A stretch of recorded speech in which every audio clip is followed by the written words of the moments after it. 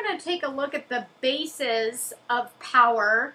And there's basically three bases, or I guess a better word is places where your power can come from. The first is that you can have power in the relationship, and this is how the other person sees you.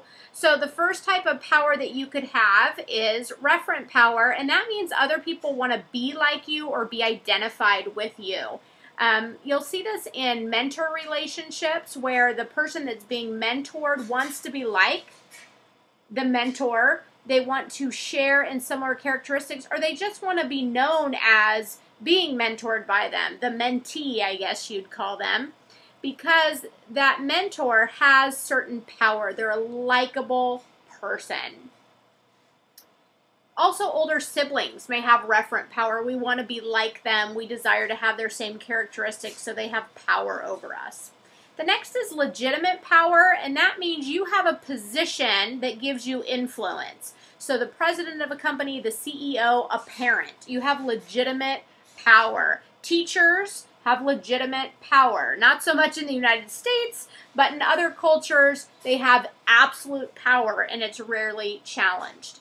The next is expert power, and that means you have expertise or knowledge about a specific subject. You might want to remember that particular type of power when you're doing the movie clip quiz. The next is information or persuasive power. This is you have persuasive abilities. You can communicate logically, and you have information in order to make a case for people doing things. The next is reward and coercive power. Reward is basically, I'm going to give you something good. Coercive is a punishment. So the person who has reward and coercive power means they have ability to reward or punish. They can remove rewards. It tends to be dependent on the magnitude. How serious is the punishment and how likely is it going to be that it happens? It also is dependent on a punishment being administered as a result of not doing what you've been asked. It is opposite sides of a coin. So you have reward on one side and coercive on the other. They don't go together. They're opposites. So you either have reward power or coercive power. Reward power makes you seem attractive. Coercive power makes you seem unattractive. So in a relationship, like a romantic relationship, you would want to reward your partner rather than punish your partner because you want to increase your attractiveness. Rewards cost less than punishments. It's much easier to reward than to punish. And rewards typically show that you use power effectively. When they work for you, you don't even have to use coercive power because really coercive power is going to erode your other bases of power. So if we look back, if you're using coercive, it's probably going to erode your persuasive power. It could erode your referent power because people don't want to be like you. They don't want to have that punishing type of attitude, which usually comes from a place of disrespect for the other person.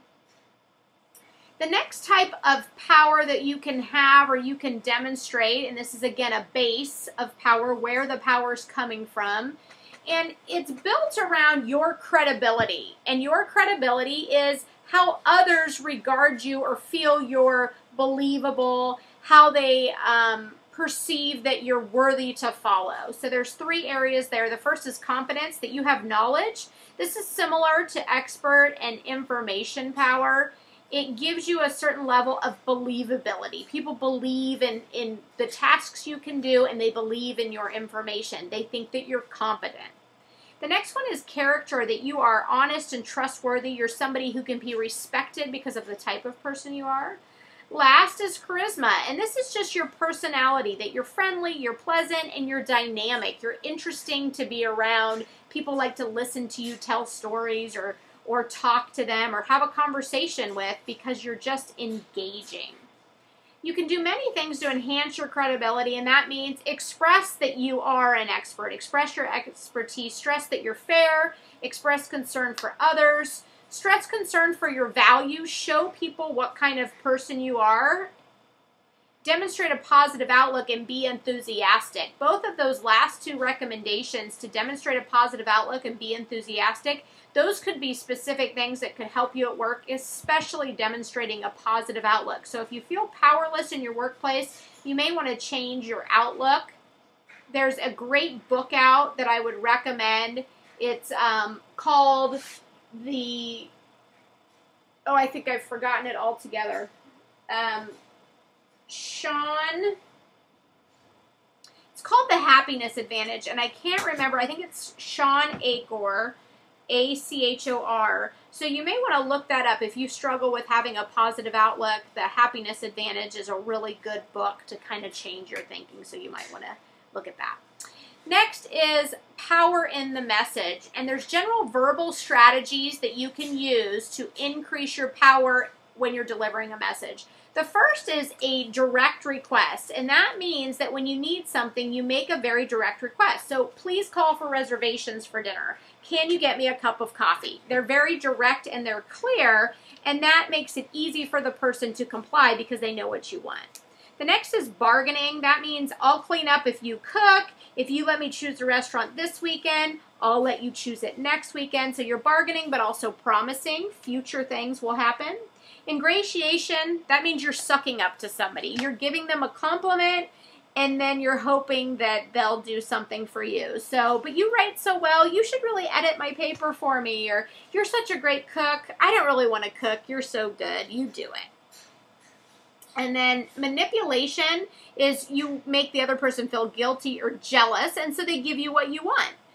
You may have a partner that says to you, well, Sue called me and she asked if we could go out Friday night unless you'd rather spend some time together. And that person then feels kind of, maybe jealous, but maybe guilty that they're controlling your time. And so they go, no, it's okay. You can go out with Sue. Threatening is the last one. I'll leave if you continue smoking. You're making a threat. That does give you a certain amount of power, but also there is probably an unpleasant thing that's going to happen, which could be looked at as coercive power. But those are the verbal strategies you can use to have power. Nonverbal messages are going to be important. I also want to talk about specific language choices, and I don't see that mentioned here, so let's just review that real quickly. This is on page 322. Specific language choices are you want to avoid certain things, and those things are hesitations. You don't want to say, I don't know. You don't want to do that sort of thing. You want to avoid using too many intensifiers, like that is the greatest thing I've ever seen. That really is the best. That is so, so, so fun. Those disqualifiers are going to signal a lack of competence and that you have a certain amount of overemphasis that you're placing on things. Disqualifiers, you can say things like, I didn't read the entire article, I didn't actually see the accident, and this says that you don't really know what's going on.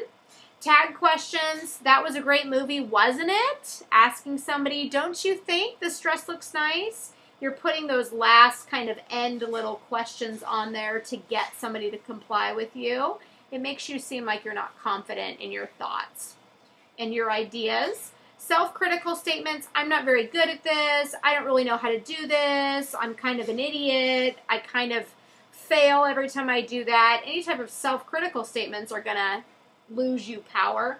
And then slang, vulgar expressions, again, I mentioned that earlier, those are going to help you lose power. Nonverbal messages, the way we communicate those things, there's a list of them on 323 that you can read about. You want to avoid things like adapters, scratching your hair, twirling your hair, playing with a pen, crossing your arms, anything where you're using your body to kind of distract the other person. Make sure you use consistent packaging non-verbally. That means your verbal message and your non-verbal communication match. Use a firm handshake, dress conservatively, maintain eye contact, avoid those vocalized pauses, the uhs and the ums that we talked about, those hesitations. And maintain reasonably close distances, but not too close. And then finally, we have listening power that can be part of our message, and that is the feedback we give. Make sure you're listening for phrases like I want or I need, because that's really the cue of what they want you to do. Respond visibly. Give them some back channeling cues that, yeah, I see what you're saying, but be moderate about it. You don't want to overdo it. Maintain focused eye contact. Look intently at the other person. Maintain an open posture. Avoid the crossing of arms across your chest. And try not to interrupt the other person. That's going to also detract from your power. The way that we resist power and influence is 4 different ways. The first is negotiation. This means you offer a compromise and say, we can both get something out of this. We both have to give something up, but we both can get something out of it. Non-negotiation is you just say, no, I'm not going to do that. Justification, you may cite possible consequences and say, you know, if we do that, or if I do that, I could get in trouble. I'm afraid I'd get caught if I did that. It could also be a positive consequence that you may say something like, you don't want me to do that for you. You'd have so much more fun doing it than I will. And then last is the identity management, and there's 2 different types, negative and positive. Negative identity management, you make the other person feel bad. Like, how dare you ask me that? That's unreasonable. I can't believe you think I would do that. Positive is, you're so much better than I am at that, and you're so good at that, you should really do it. So those are the couple of ways that we can, again, resist power and influence. Last but not least, we have the techniques known as compliance gaining strategies. And there's several of those listed at the top of page 324. Those are reciprocation, and basically what that means is you did somebody a similar favor, and now it will be easier to get them to do it for you. You once did it for them, they can do it for you. I got your dry cleaning last week, can you go pick up mine this week? Commitment, if you get them to make an initial commitment, they'll make more subsequent commitments. That's how you get somebody, let's say you go into a gym, and what they do is they say, how about if you just commit to a 3-week trial for free? And that way, when you commit to that, it's easier to get you to sign up later. Authority, if other people see you as authoritative, they're going to be more likely to go along with you. Social validation, if everybody else is doing it, you should do it too. I got that excuse the other day when somebody was telling me about solar panels and how I need to get them on my house because everybody in the neighborhood is doing it. I've seen my neighborhood, not everybody's doing it. Many are, but not everybody. Scarcity, if you can get people to believe that what you have is rare, this is not a common thing, you should get it while you can. And liking, if people like you, they're going to do what you say. So some simple ways that you can get people to comply with you, which is always nice, especially in difficult situations. We want people to go along with what we're saying.